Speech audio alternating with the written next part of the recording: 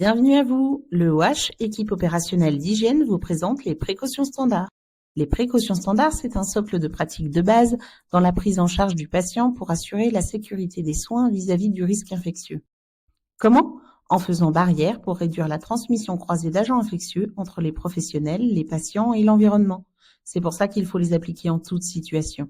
Tout soin, tout lieu, tout patient, tout professionnel, c'est capital. Leur efficacité est montrée. La première est bien sûr l'hygiène des mains.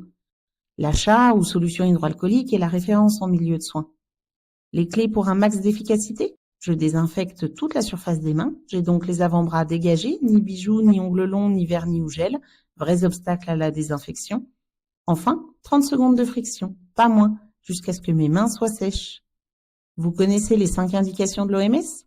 L'hygiène des mains est recommandée avant un contact direct avec le patient, avant un geste aseptique, après un contact direct avec le patient ou son environnement, et après une exposition ou risque d'exposition à un liquide biologique, soit après avoir retiré ses gants.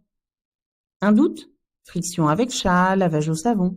Mais c'est prouvé, les chats sont à la fois mieux tolérés, plus rapides et plus efficaces. Donc chat, sans hésitation. Des exceptions? Oui, lorsque mes mains ont des souillures visibles ou en cas de présence de parasites et infections à Clostridoides difficile. Le deuxième point concerne le port des fameux EPI. Les équipements de protection individuelle protègent les professionnels en cas de contact, de projection ou d'aérosolisation de liquide biologique d'origine humaine. D'abord, le masque et les lunettes protègent les muqueuses ORL et la sphère oculaire, porte d'entrée des agents infectieux. Ensuite, les gants. Attention, 5 indications, pas plus. Exposition aux produits biologiques, aux muqueuses, aux lésions cutanées du patient, si mes mains sont lésées, et hors champ infectieux, manipulation de produits chimiques. 2 pièges à éviter. Ils ne remplacent pas l'hygiène des mains. Le port excessif de gants peut être contre-productif et augmenter la transmission. Enfin, le tablier plastique, pour les gestes mouillants-souillants. Même règle pour tous, je les mets juste avant le soin, les retire tout de suite après et hop, chat. Troisième point, l'hygiène respiratoire. Ce sont les gestes barrières en cas d'infection respiratoire. Après 4 ans de Covid, on passe direct au point suivant. La prévention des accidents d'exposition au sang. Pour commencer, port des EPI adéquates. Ensuite, une bonne gestion des objets perforants. J'utilise des dispositifs sécurisés, je ne recapuchonne jamais après usage et je l'élimine au plus près dans un conteneur AOPCT sur un support adapté. Attention, j'utilise la fermeture provisoire, rien ne dépasse la limite de remplissage. Et quand elle est atteinte, clic, fermeture définitive.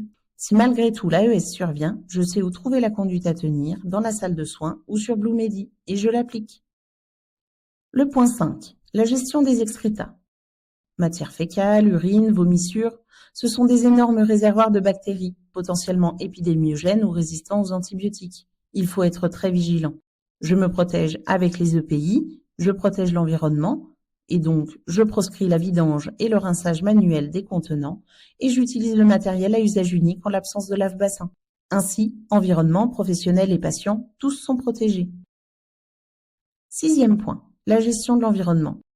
J'évacue le linge sale et les déchets au plus près du soin dans la filière adaptée.